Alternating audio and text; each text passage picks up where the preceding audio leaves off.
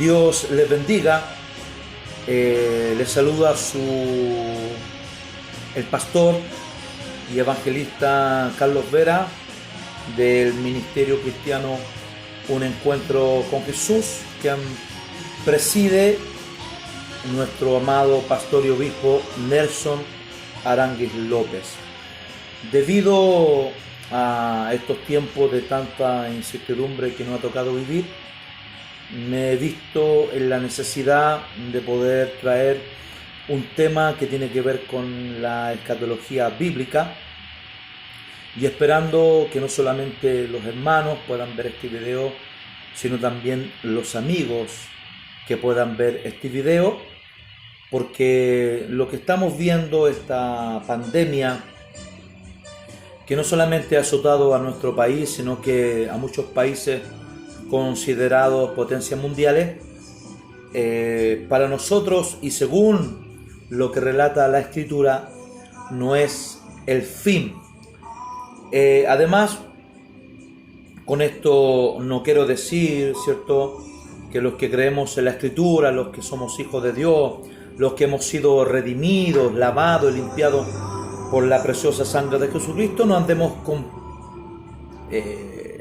con prudencia y ojalá podamos ser sabios, también por amor al prójimo, pero tampoco debemos andar con temor, tampoco debemos andar amedrentados, porque la Biblia dice que el perfecto amor echa fuera el temor, y sabemos que nuestro perfecto amor es Jesucristo, y Él dijo que sus ovejas están en la palma de su mano y nadie la arrebatará de su mano. Así que pase lo que pase y suceda lo que suceda, si es que no está en nuestras manos poder impedirlo, tenemos que entender que todo es conforme a la voluntad del Señor, porque sabemos que a los que aman a Dios todas las cosas le ayudan a bien. Así que cuando vamos a San Mateo capítulo 24, del verso 1 al verso 51, debemos entender que este es el sermón escatológico por excelencia, dado por el mayor predicador y maestro de todos los tiempos, nuestro Señor Jesucristo. Y cuando hablamos acerca de escatología, debemos entender que se está hablando de los últimos tiempos, y hoy nos ha tocado a nosotros vivir en este siglo XXI. Sin duda estamos viviendo, por todo lo que estamos viendo y por todo lo que veremos, estamos viviendo literalmente los últimos tiempos. Así que cuando miramos bien San Mateo capítulo 24, la primera impresión que tengo es que este sermón está dado en orden cronológico. En otras palabras, ordenadamente, y se ha cumplido conforme a los tiempos. Y el Señor está con sus discípulos, dice la Biblia, y ellos le hacen tres preguntas, y dice así el verso 3, debido a lo que estamos hablando: y estando él sentado en el monte de los olivos, los discípulos se le acercaron aparte diciendo: dinos, ¿cuándo serán estas cosas?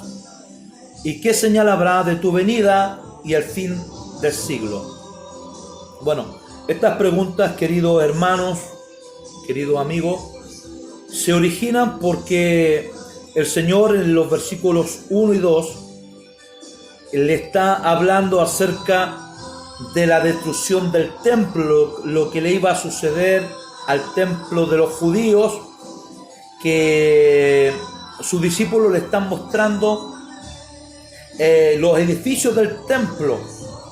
Según los historiadores, dicen que este templo era extraordinario, era más extraordinario que el templo que les construyó Salomón.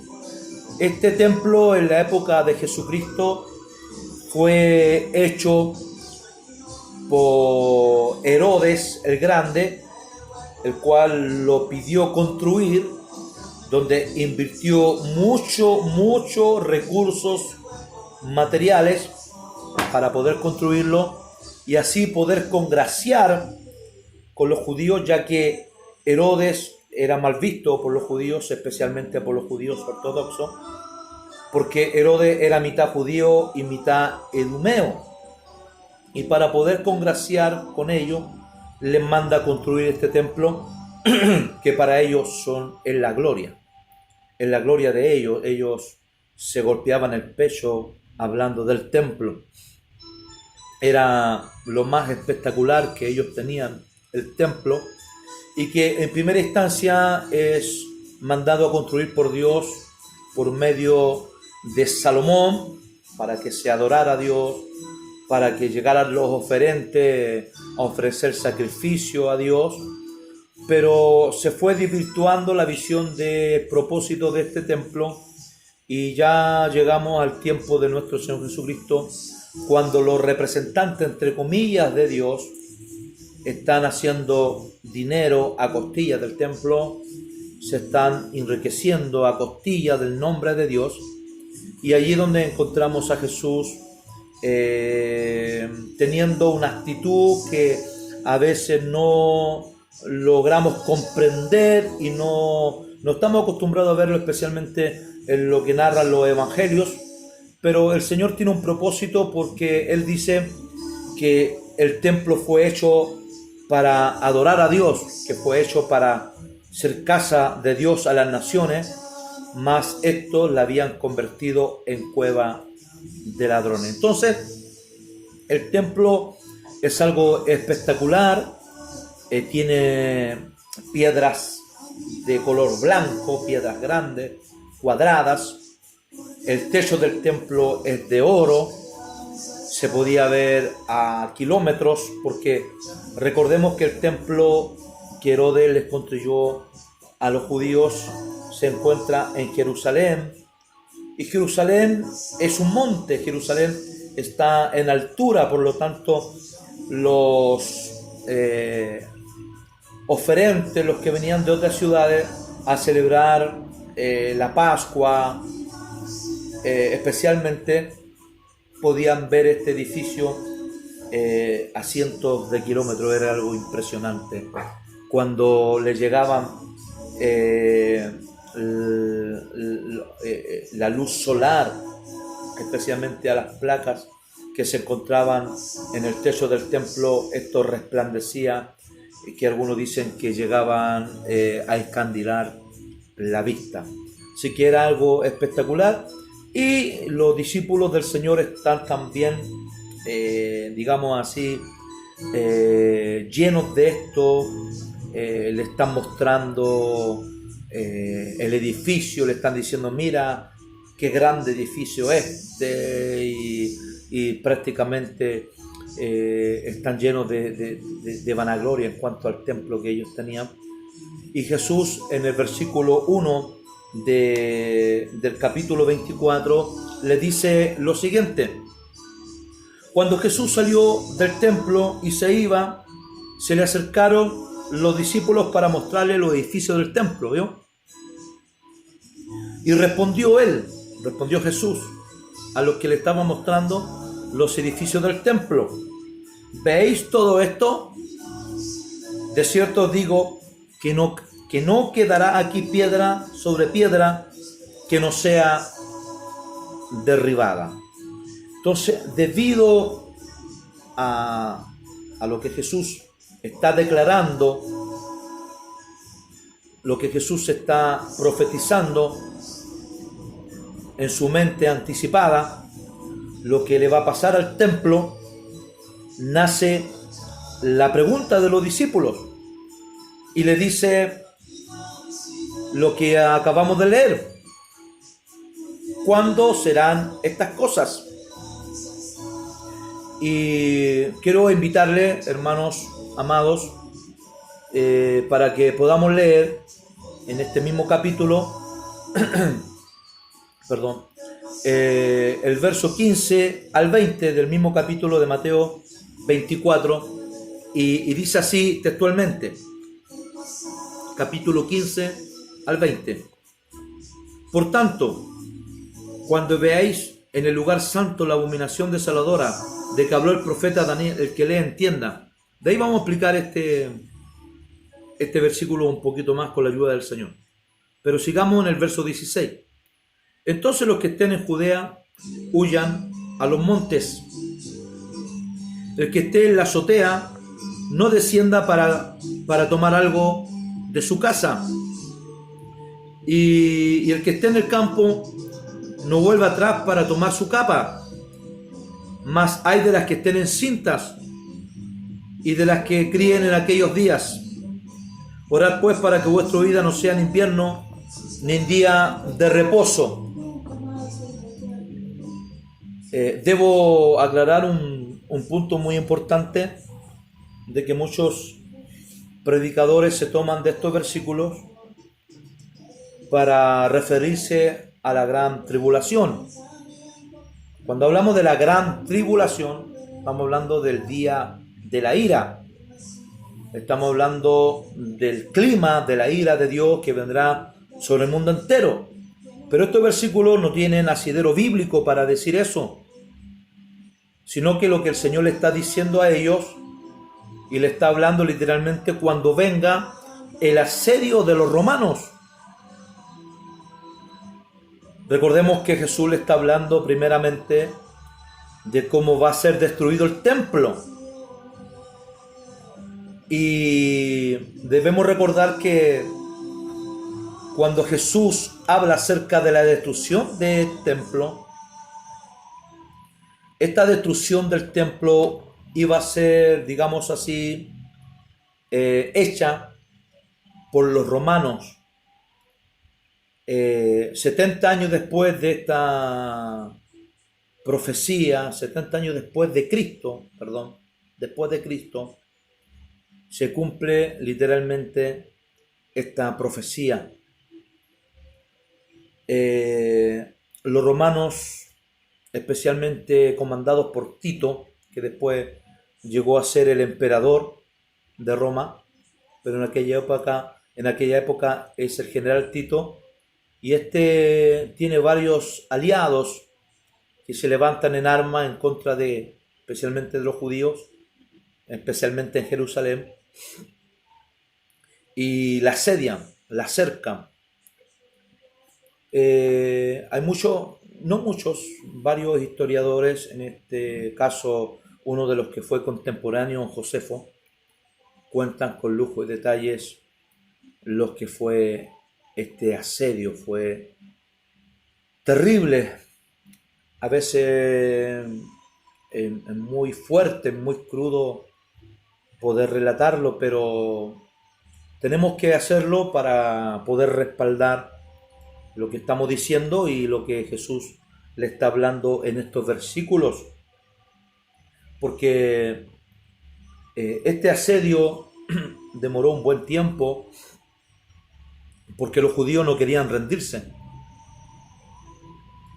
Ya era la piedra, digamos así, del zapato que tenía el Imperio Romano, y ya los líderes romanos no quisieron más lidiar con este pueblo que no se somete, con este pueblo que está constantemente con una idea mesiánica de que vendrá un libertador y en el nombre de Jehová Dios Él los va a guiar a la victoria y le van a quitar el poder a Roma y van a volver a ser una nación potente, una potencia mundial como en los tiempos de Salomón y David.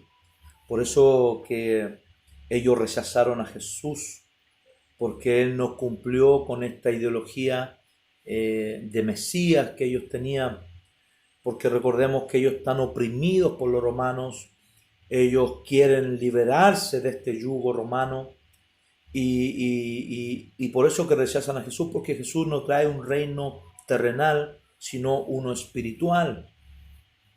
Los evangelios nos hablan muy claramente y aquí encontramos la razón por la cual Jesucristo no quiere autoproclamarse Hijo de Dios.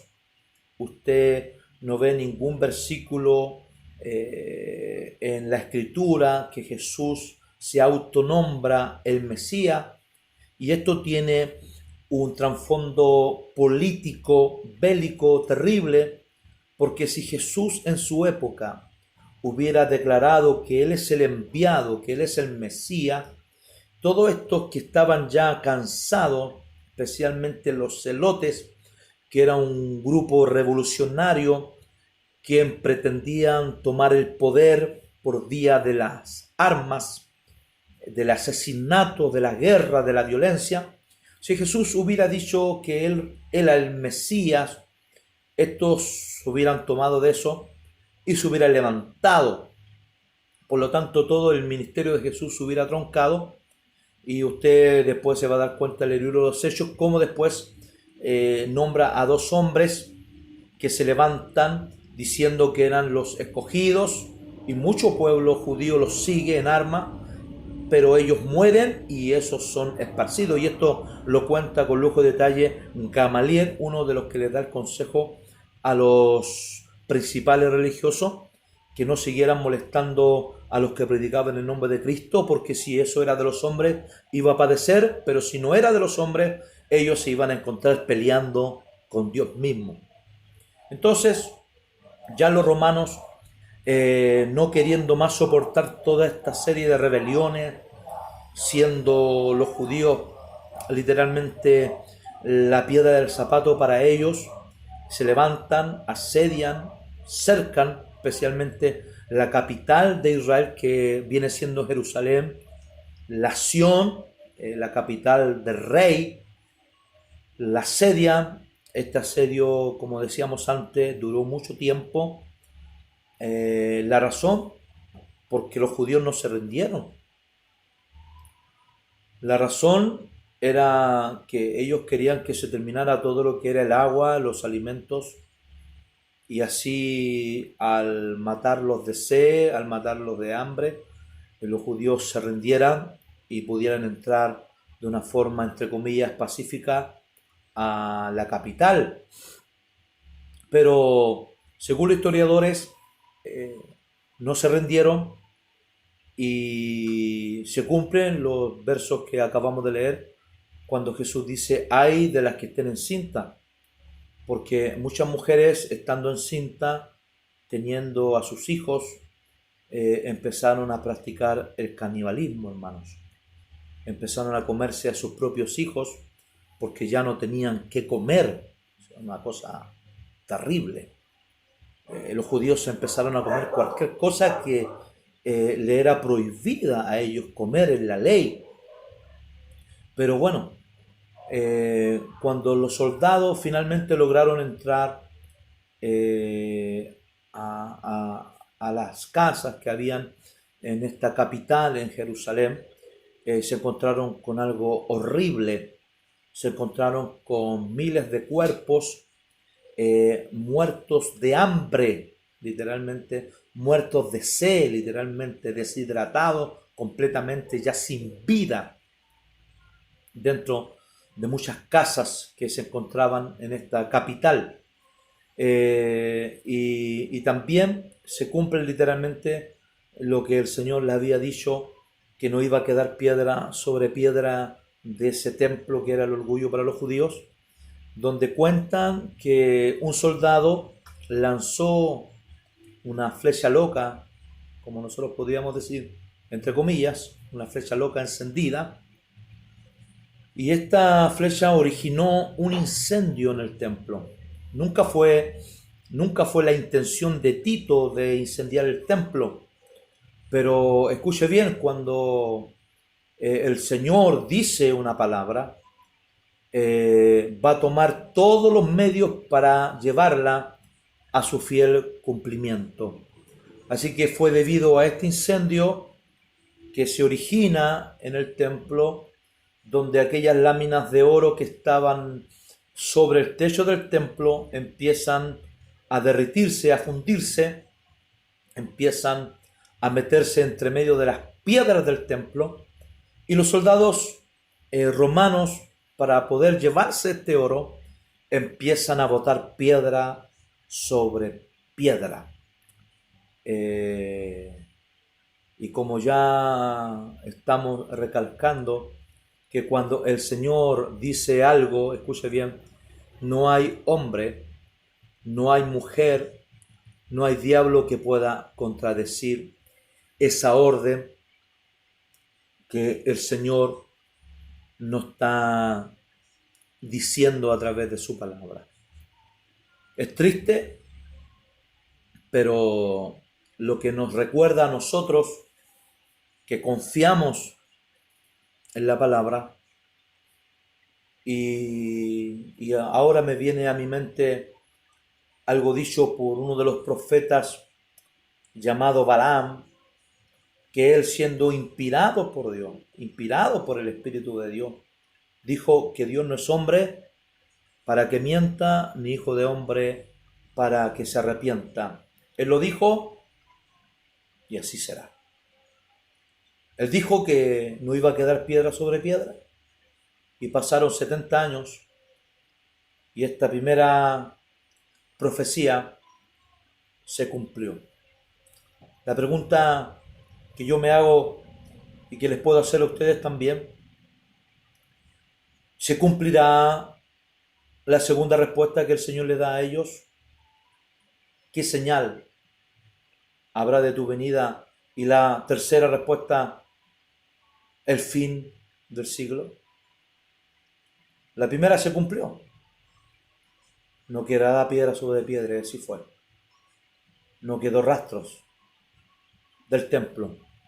Ahora podemos ver algunos videos, algunos reportajes que dan sobre Israel, especialmente sobre Jerusalén, y podemos ver el muro de los lamentos.